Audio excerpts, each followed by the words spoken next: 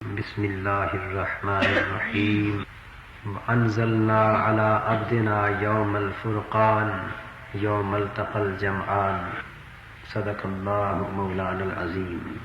معزز خواتین و حضرات، آج ہم نزول وحی کے حوالے سے ہی قرآن حکیم کے نبی اکرم صلی اللہ تعالی علیہ وآلہ وسلم پر نازل ہونے کے دو مدارج اور مراتب کا ذکر کرتے ہیں، تاکہ یہ بات واضح ہو سکے کہ قرآن کس طرح حضور پر نازل ہوا۔ یہ موضوع اپنے اندر دو پہلو رکھتا ہے۔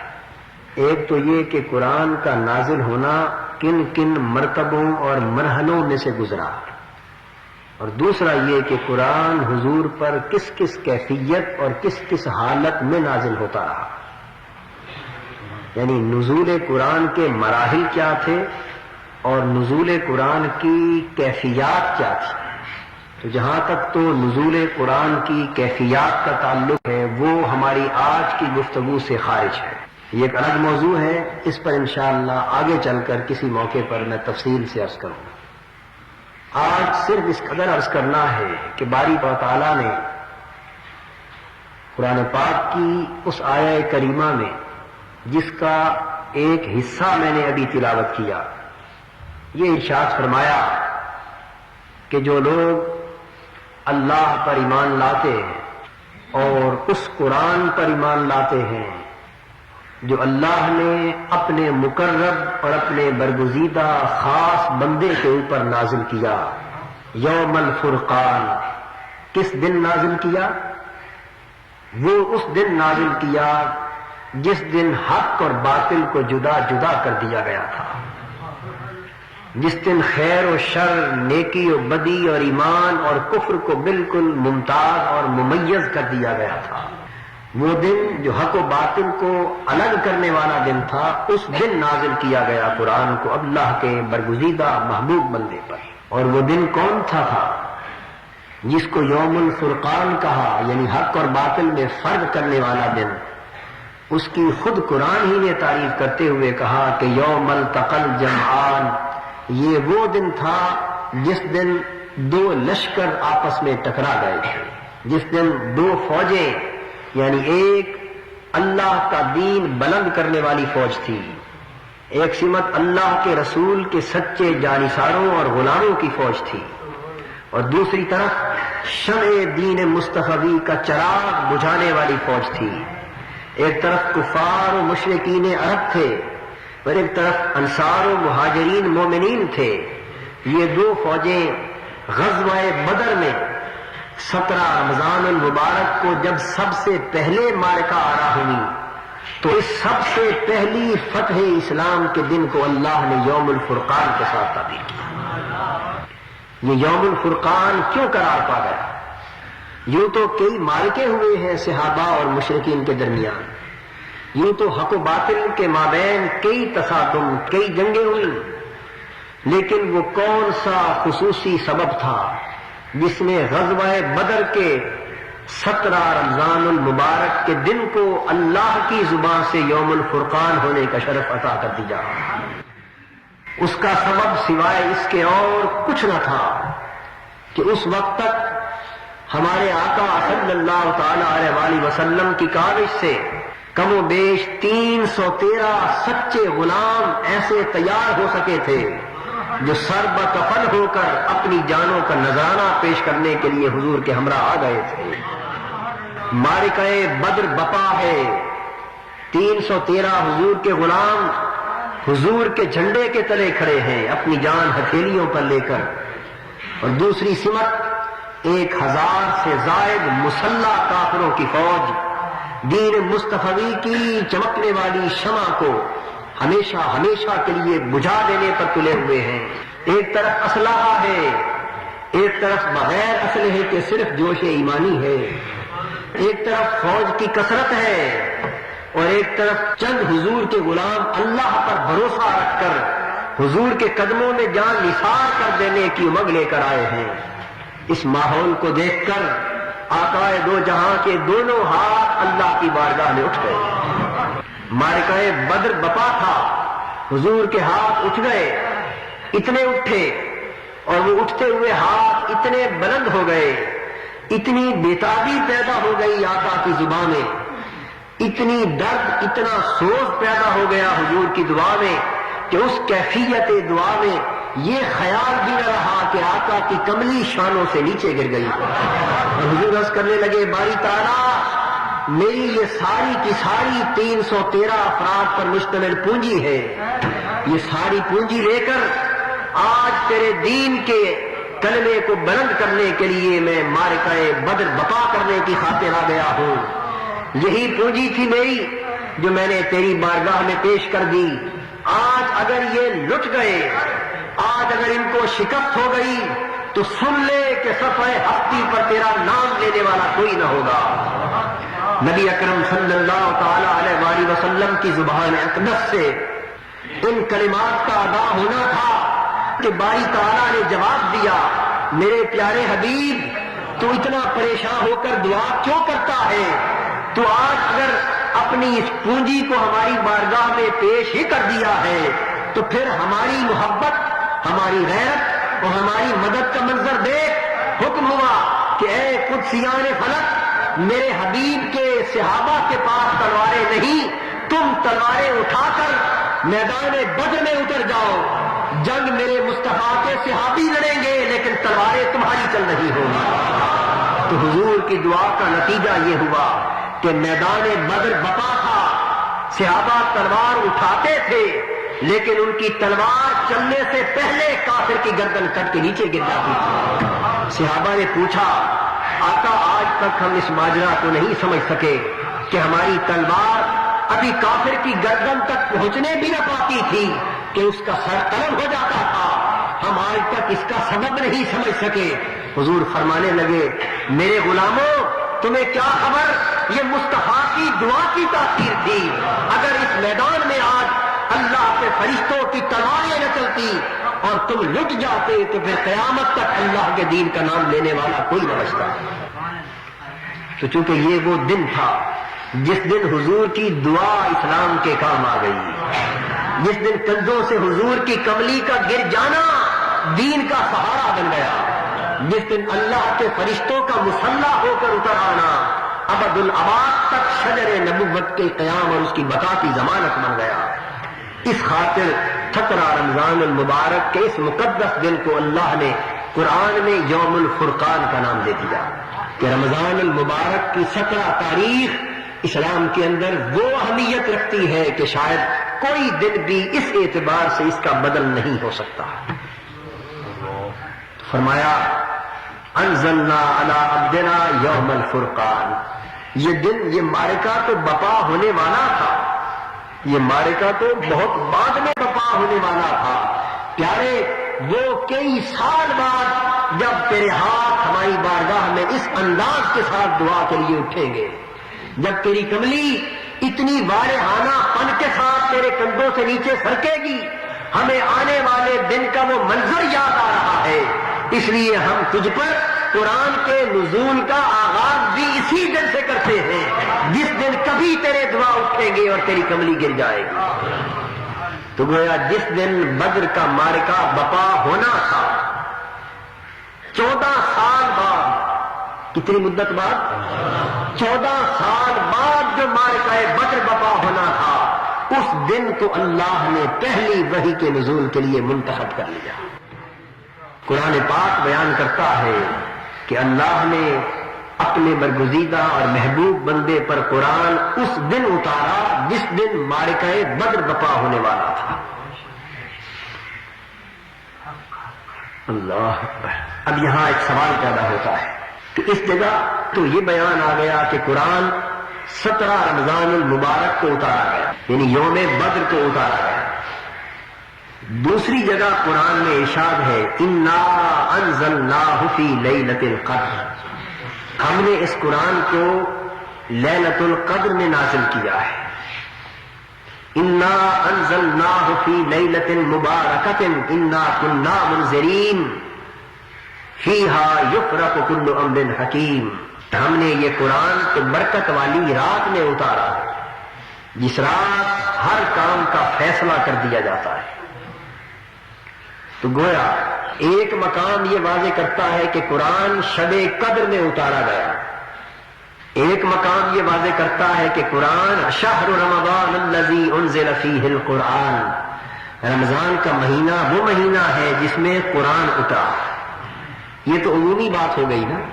اب قرآن شب قدر میں اترے یا 17 رمضان المبارک میں اترے تو رمضان کے اندر اترنے کی بات تو دونوں کے لیے یکساں ہے، بات سمجھ رہے ہیں نا۔ تو ایک جگہ یہ ارشاد ہوا کہ قرآن 17 رمضان المبارک کو اتارا گیا، ایک جگہ ارشاد ہوا کہ قرآن لیلۃ القدر میں اتارا گیا، اور تیسری صورت یوں واضح ہے کہ قرآن کم و بیش 23 برس حضور پر اترتا رہا۔ مکی اور مدنی زندگی کے 22 سال 2 مہینے اور 22 دن کل مدت ہے نزول قرآن کی۔ تو گویا 22 سال سے زائد عرصے میں قرآن حضور پر رفتہ رفتہ اترتا رہا۔ تو کتنے قول ہو گئے قرآن کے نزول کے؟ 3 قول ہو گئے۔ ایک قول ہوا قرآن کا 17 رمضان المبارک کو اترنا، ایک قول ہوا قرآن کا لیلۃ القدر میں اترنا، اور ایک قول ہوا قرآن کا 23 برس کے عرصے میں رفتہ رفتہ اترتے رہنا۔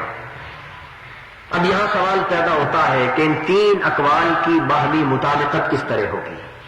کیا ان میں کوئی تضاد ہے؟ معاذ اللہ ہرگز نہیں، اللہ کے کلام میں کوئی تضاد نہیں ہو سکتا۔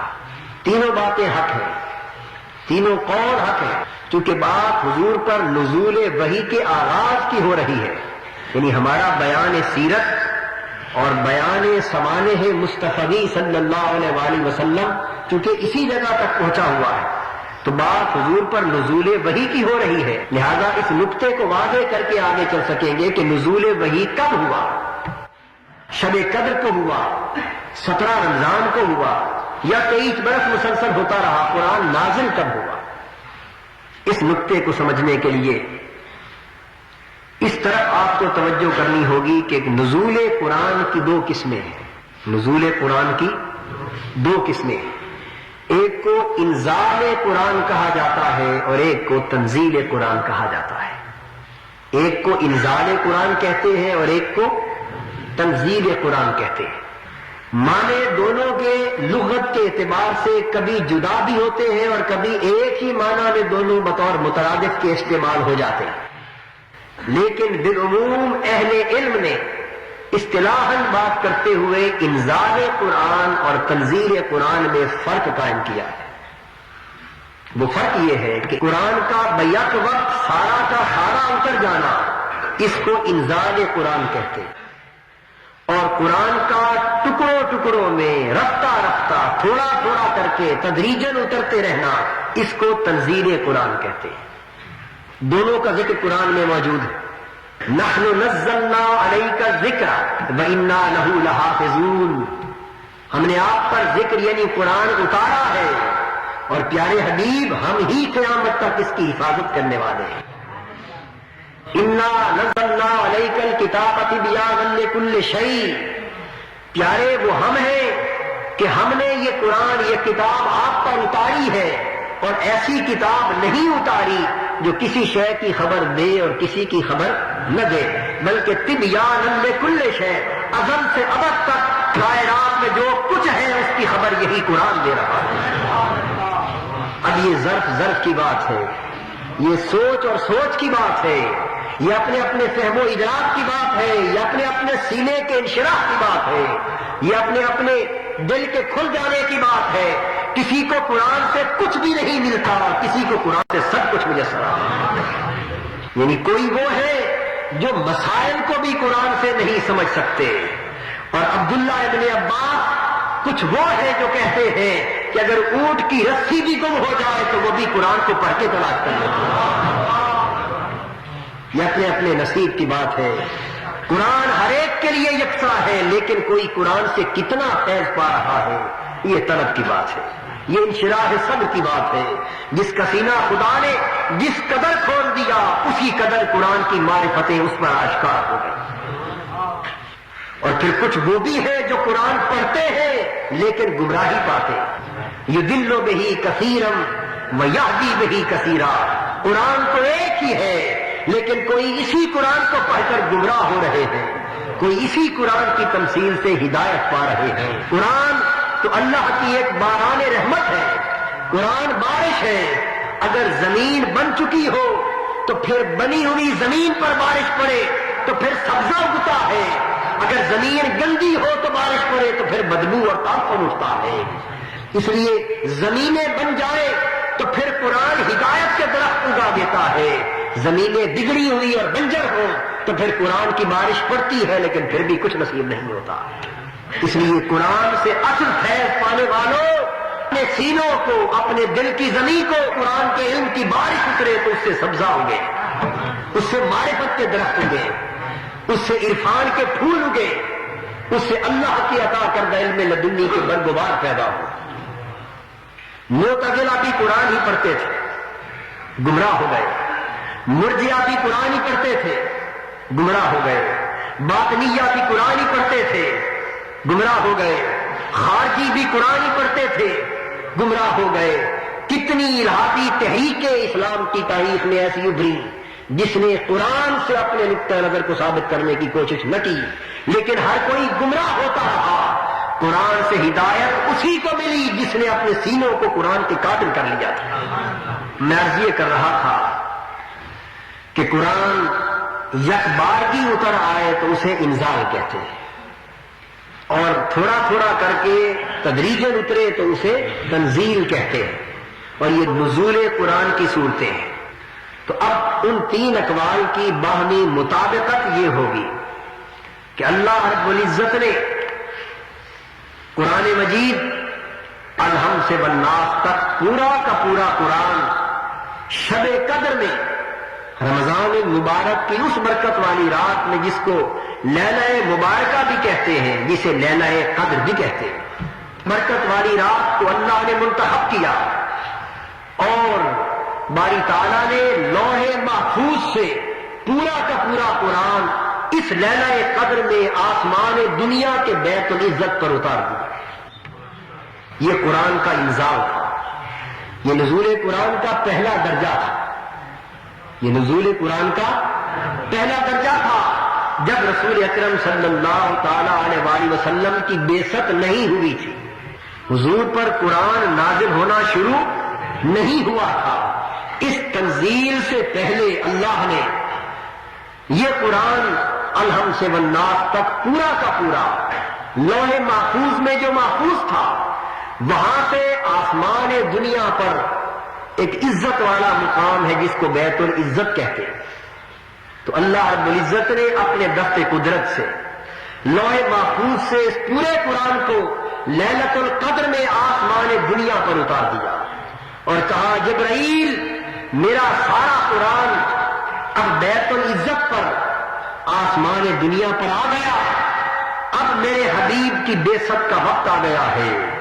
میرے پیارے رسول کو اپنی 23 برس کی پیغمبرانہ زندگی کے اندر جب کبھی دن ہو یا رات, صبح ہو یا شام, گھر کے حال ہو یا باہر کے احوال, سفر ہو یا حضر, جنگ ہو یا دوستی کا ماحول, میرے حبیب کو جب بھی کبھی میرے قرآن کی ضرورت پڑے, ضرورت کے مطابق بیت العزت سے آیتیں اٹھا کے میرے حبیب کے پاس چلے جائیں. جتنی آیتوں کو میرے حبیب کی ضرورت پڑتی رہے, جتنے قرآن کے حصے کی میرے محبوب کو ضرورت پڑتی رہے, میں نے قرآن بیت العزت میں رکھ کر تیرے سپرد کر دیا. تو قرآن یک بارگی بھی اترا اور قرآن رفتہ رفتہ بھی اترا, لیکن یک بارگی لوح محفوظ سے لے کر آسمان دنیا کے بیت العزت تک اترا اور رفتہ رفتہ آسمان دنیا سے لے کر 23 برس تک میرے آقا کے قلب انور پر اترتا ہے. تو قرآن کا پہلا اترنا جو لوح محفوظ سے بیت العزت تک تھا, اس نزول کو انزال قرآن کہتے ہیں. اور قرآن کا دوسرا اترنا جو آسمان دنیا کے بیت العزت سے میرے آقا کے قلب انور پر تھا, اس رفتہ رفتہ نزول کو تنزیل قرآن کہتے ہیں. اس لیے قرآن حکیم کی سب آیتیں سچ ہیں، سب آیتیں سچ ہیں۔ جب قرآن کہتا ہے انا انزلناہ فی لیلۃ مبارکہ کہ ہم نے اس قرآن کو پاک برکت والی رات میں اتارا، تو گویا قرآن یہ کہہ رہا ہوتا ہے کہ ہاں یہ قرآن لوح محفوظ میں محفوظ تھا، ہم نے برکت والی رات میں اسے بیت العزت تک اتار دیا۔ جب قرآن کہتا ہے انا انزلناہ فی لیلۃ القدر شہر رمضان الذی انزل فیہ القرآن، تو جب قرآن شب قدر میں قرآن کے اترنے کی بات کرتا ہے تو اس کا معنی یہ ہوتا ہے کہ ہم نے لوح محفوظ سے اتار کر اس لیلۃ القدر میں یہ قرآن بیت العزت تک پہنچا دیا۔ کیوں؟ اس لیے کہ جبرائیل کو بار بار بارگاہ صمدیت میں حاضر ہونے کی مجال نہیں ہے۔